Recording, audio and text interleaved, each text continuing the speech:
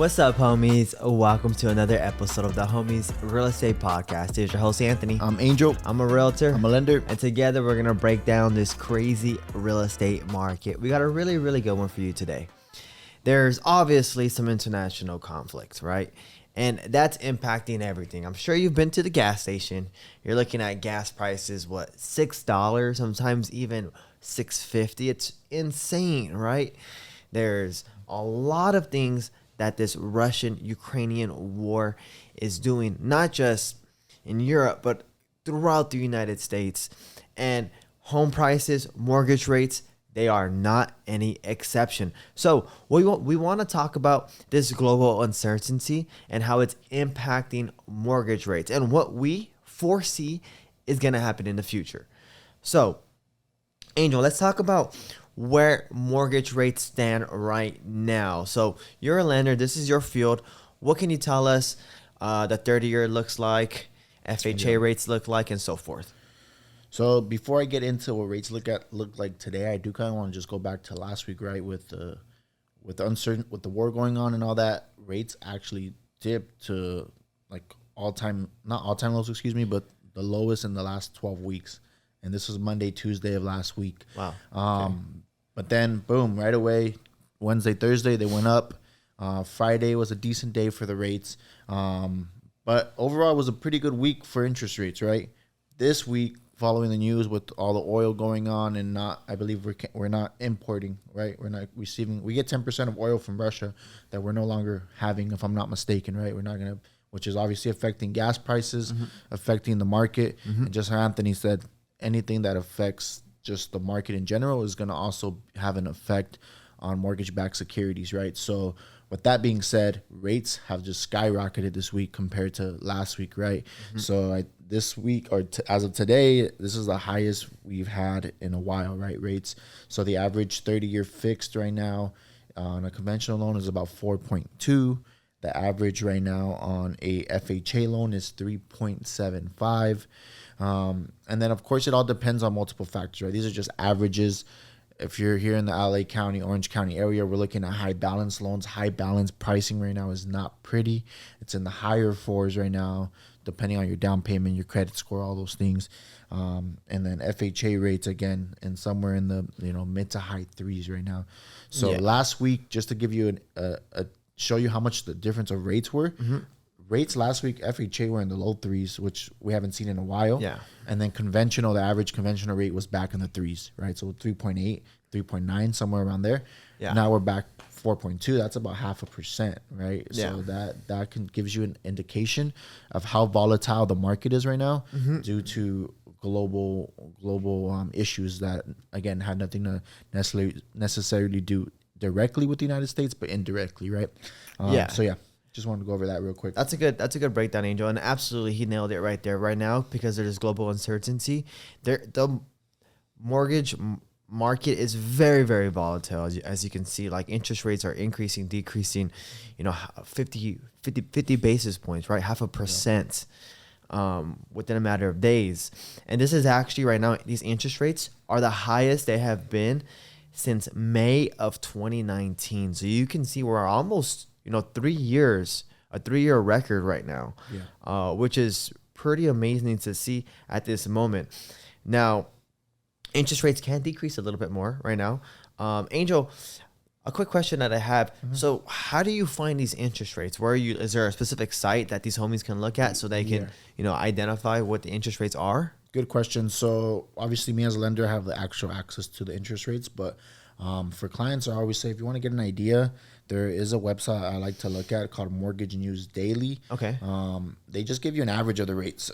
Again, doesn't mean you're going to get these rates when you go talk to a lender. Yeah. It depends on different factors, right? How I mentioned, credit score, down payment, the loan's high balance, conforming. A lot of information that I'm not going to get into detail right now, but at least it gets you an idea of which way, more than anything, which way rates are trending. So there was a 0.13% change in the average rate across the United States this as of today compared to yesterday. So it lets you know the daily change and it gets you an average. It goes over 30-year fixed rates, 15-year fixed, jumbo loans, VA loans, FHA. So it lets you know all that information. Yeah, and I want to quote a couple economists. One from First American who said, while mortgage rates trended upward in 2022, one unintended side effect of global uncertainty is that it often results in downward pressure on mortgage rates. So, like Angel mentioned last week, interest rates did drop slightly, right? And then in another interview, geopolitical events play an important role in impacting the long end of the yield curve and mortgage rates. For example, in the weeks following the Brexit vote in 2016, the U.S. Treasury bond declined and led to corresponding decline in mortgage rates. So the 10-year Treasury is a very good indication of where the mortgage rate market is probably going to go. And when there's geopolitical tension, right? For instance, the war in Russia and Ukraine, that in result lowers the 10-year Treasury rate, which in result lowers the mortgage rate. So this is something that you want to follow. And also what I noticed is on that website, Mortgage News Daily, right, Angel? Mm-hmm. You can also follow the 10-year Treasury and you can see whether it's increasing or decreasing. And if it's decreasing, more than likely mortgage rates will also follow suit. Mm-hmm. So something to keep your eye on as well, because this is a really, really good indication of where mortgage rates will go in the future.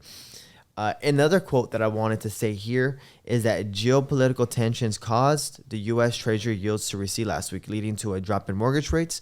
While inflationary pressures remain, the cascading impacts of the war in the Ukraine have created market uncertainty. Consequently, rates are expected to stay low in the short term, but will likely increase in the coming months.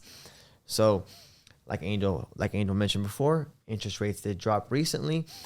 As of the last 2-3 days, right, as of this week, interest rates are starting to climb back up. And we can expect interest rates to climb up for the remaining of the year. Some experts expect interest rates to approach 4.5% by the end of the year, which obviously is going to make your payment more expensive, which is why a lot of people are starting to really flood the market to try to lock in a lower interest rate, just because interest rates are expected to increase for the remainder of the year, approach 4.5%, maybe even a little bit higher. One thing I want to mention is kind of a personal experience that me and Anthony, mutual client we have right now. There is a property that they were interested in buying. This happened literally yesterday, last night. And I quoted them a payment at $800,000, right? Mm-hmm. That payment they were looking November, December. Yeah, they got like aggressively November. Mm-hmm. The difference in payment was so much for them, and I understand the buyer's concern or the borrower's concern of mm-hmm. This is a high payment, but I think you guys as because consumers need to also understand that the payment's not going to get cheaper either, right? So home prices are just going to continue to rise. Rates are going to continue to go up. So what does that mean? You're going to end up paying more for your home. So yes, I understand you want to, of course, be in a comfortable position and make a payment. But at the same time, you also have to look at it in the sense of, okay, if I don't go forward with this property, right, and I'm not willing to make this payment, how is the payment going to look 3-4 months down the road, right? Is it going to get cheaper? Is it going to become more affordable? Chances are it isn't, right? It's going to continue to get more pricey and more expensive to purchase a home. So just kind of an experience that I think that we went over yesterday. And I think a lot of you homies may be experiencing something similar, mm-hmm. where you see your the same purchase price, right, but a higher monthly payment. And that's going to continue to happen. So just something to keep in mind. Yeah, absolutely. That's a great point.